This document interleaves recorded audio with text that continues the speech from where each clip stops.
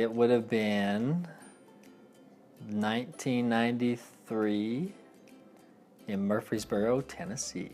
Serving my mission in Nashville, Tennessee. It was my second area, and he was my new zone leader. We were both missionaries. I got transferred into a new area as zone leader. So I wanted to go make the rounds and meet everybody in my zone. So I knew there were 2 sisters in the zone, a new sister that just came in from another area, Sister Greer.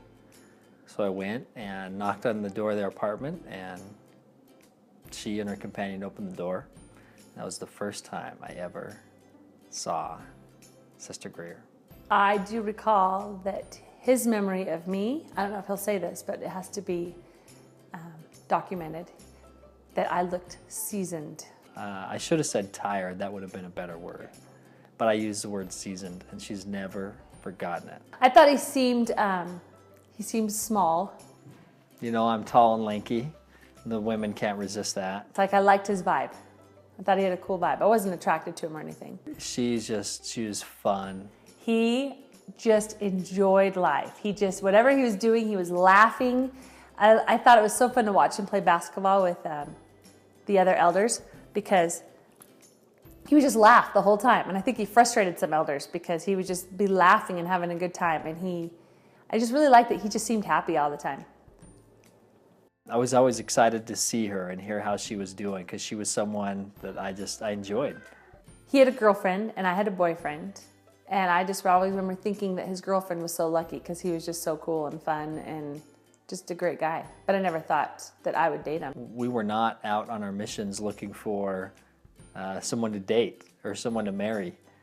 And so that was not what I was thinking. In fact, even when I first met her, I thought, here's an impressive person, and I enjoy being around her. And I think she enjoys being around me. But I wasn't thinking, boy, this is going to go on, and this is great, and here's someone that I could see myself with after the mission. I wasn't thinking that way. I'm still blown away that Elder Kroff and Sister Greer have 7 children. It's weird. But sometimes it happens when you're not expecting it. I found that when I was around Sister Greer that we just seemed to click. He got my jokes.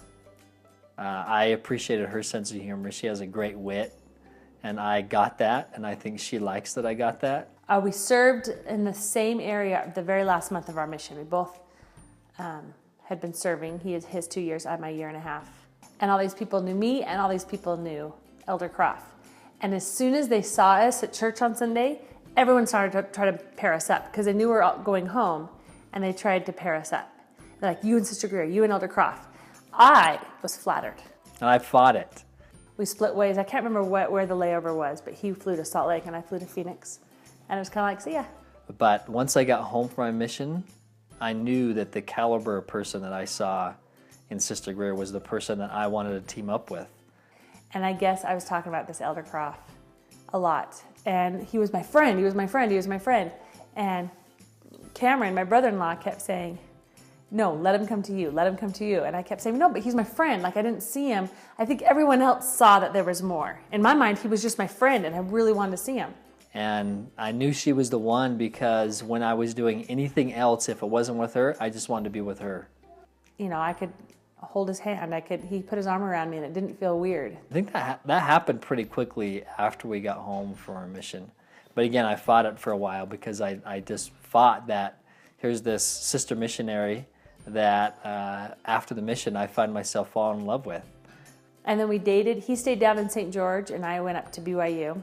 We did a long-didnance relationship for quite a while, and it was tough. We would talk on the phone a lot. Payphones. Take turns every night, and he would call one night, I'd call the other night, and we'd just talk. So we fell in love over payphones.